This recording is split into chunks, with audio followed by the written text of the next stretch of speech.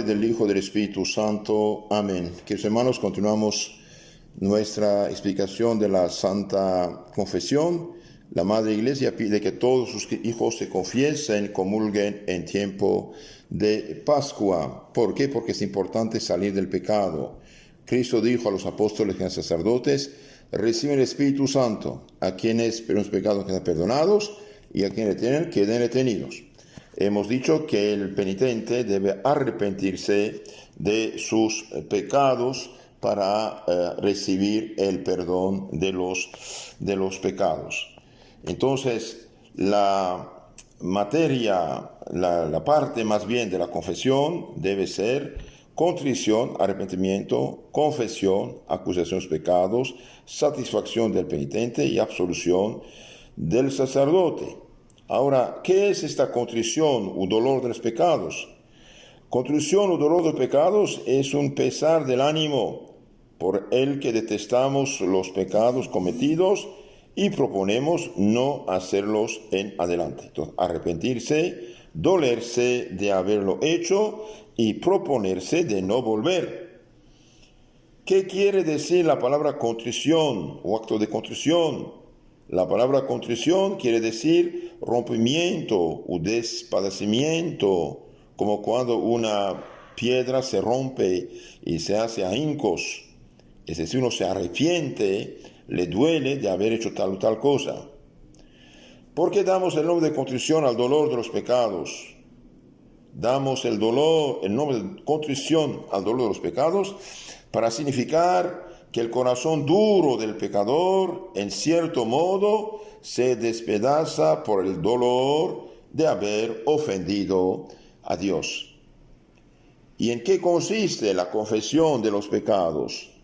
La confesión de los pecados consiste en la acusación distinta de nuestros pecados hecha al sacerdote confesor para que nos dé la absolución y la penitencia, es decir sus pecados al sacerdote, que es lugarteniente de Cristo.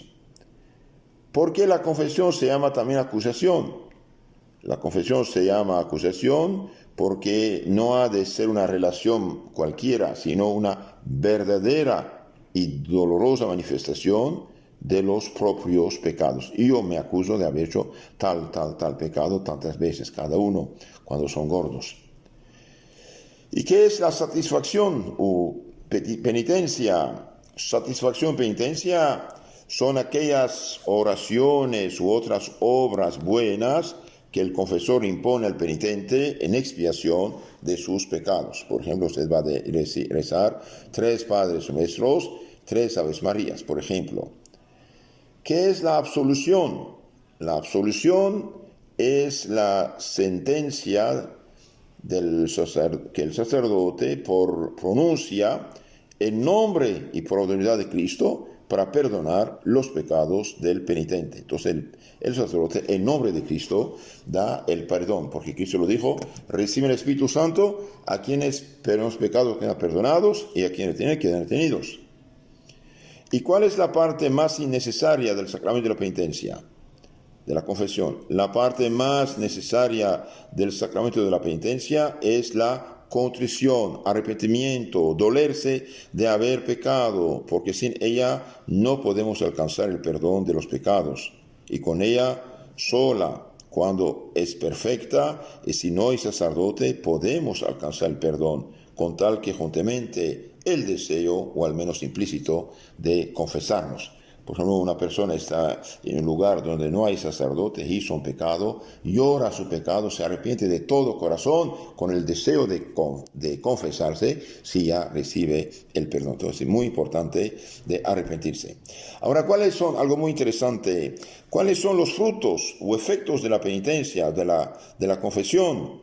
Los frutos de la confesión son: recibe uno la gracia santificante con que se nos perdonan los pecados mortales y aún los veniales que confesamos y de que tenemos dolor. Entonces, la confesión derrama la gracia y la santidad en nuestra alma, expulsa el pecado, expulsa el demonio, nos hace hijos de Dios y cambia la pena eterna del infierno en la pena temporal y de esta además perdona más o menos según las disposiciones. Entonces, la confesión borra la pena eterna del infierno, restituye los merecimientos de las buenas obras hechas antes de cometer el pecado mortal y da al alma auxilio oportuno para no recaer en la culpa y devuelve la paz a la conciencia. Entonces la confesión nos da muchos frutos muy hermosos.